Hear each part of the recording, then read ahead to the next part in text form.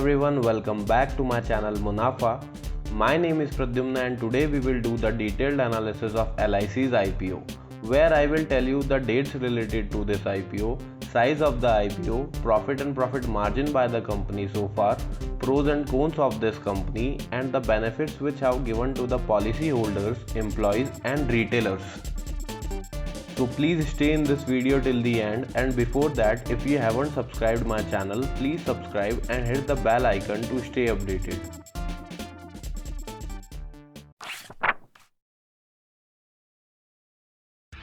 LIC IPO's applications have started from 4th May 2022 and will be ended on 9th May 2022.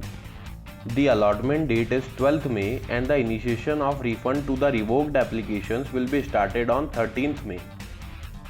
Later on, the allotted shares will be credited to the Demat account on 16th May, whereas the company will be listed on the stock exchange on 17th May. The bank mandate will be closed by 24th May 2022. The issue size is 221.3 million equity shares, which is 3.5% of the promoters' holdings. Hence, now the promoters' holdings of LIC, which was 100%, will now remain 96.5%. The price band of one share of this IPO is 902 rupees to 949 rupees.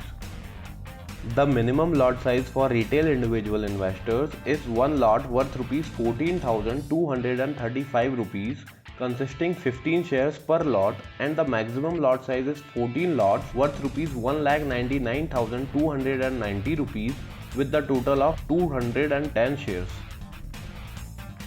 If we talk about the subscription rate in 2 days, retailers have subscribed 0.93x, non-institutional investors have subscribed 0.47x, qualified institutional buyers have subscribed 0.40x, employees have subscribed 2.21x, which is more than 2 times, and the policy holders have subscribed 3.11x, which is more than 3 times. In this IPO, discount has given to the retailers, employees and policy holders, and after discount the price band of retail individual investors is 904 rupees per share with 45 rupees of discount per share. The discount given to the employees is also same as retail individual investors, which makes its price band to 904 rupees per share. Hence, the cost of one lot for both of these investors becomes 13,560 rupees. The price band of policy holders is 889 rupees per share with 60 rupees of discount per share. Hence, the cost of one lot for policy holders is 13,335 rupees. But there is one condition for policy holders, that their PAN number should be linked to their policies as of 28th February 2022. Apart from this, a policyholder can apply 2 times with the same PAN number. One is through the policyholder quota and second is any quota other than policyholders, be it HNI, be it retailer or employee.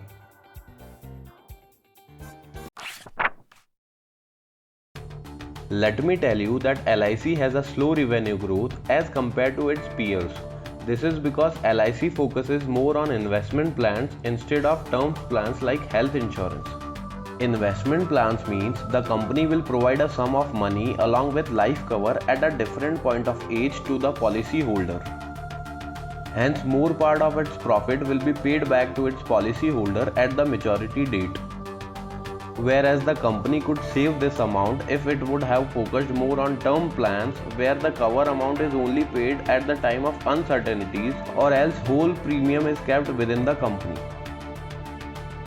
Around 93% of LIC policies have sold off through individual agents, which clearly shows that LIC has high dependency on its agents, which are more than 1.3 million so far. Hence, LIC will have to take care of these 1.3 million agents apart from its policy holders and shareholders. And also, the company may have to resist while advertising more to sell its policy directly and digitally due to the fair interest of its agents. And due to the same reason of not adopting more digital resources, LIC has lost 8% of insurance market share from 72% to 64% in the last 8 years. As a conclusion, private players have more chances to dominate the insurance industry in the long term. As we all know, the promoter of this company is government. Hence, government often asks LIC to save different companies by investing in it when they are struggling due to bad fundamentals or frauds or any other reason. Just like government asks SBI to save Yes Bank. So as a shareholder of LIC, I would not like my company to use its reserves in these kind of companies due to government interference. The asset under management of LIC is 40,122 billion, which is around 10% more than the entire mutual fund industry's AUM. And also it is the third strongest global insurance brand with 279 billion policies issued so far. These numbers makes LIC a massive player in this sector, so if LIC adopts some modern ways to run its business, it can lead even bigger in the insurance sector. According to the embedded value, the share price of LIC is reasonable. Embedded value is an indicator which indicates the corporate value of life insurance companies that is attributed to shareholders.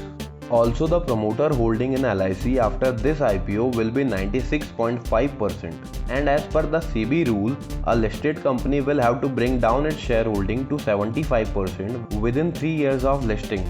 Hence, OFS, which is offer for sale by the promoters, can be beneficial for the existing shareholders. If we talk about the net profit of LIC, it has went from 2,627.37 crores in the year 2019 to 2,710.47 crores in the year 2020.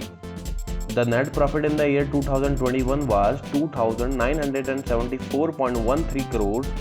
The net profit is increasing year on year, but the net profit margin of LIC is lesser than the industry profit margin. So I hope you could understand this detailed analysis of LIC IPO. This analysis was for education purpose only. If you are going to apply for this IPO or not, let me know in the comment box. I will see you in the next video. Till then, keep learning and don't forget to subscribe this channel and hit the bell icon to stay updated. Thank you.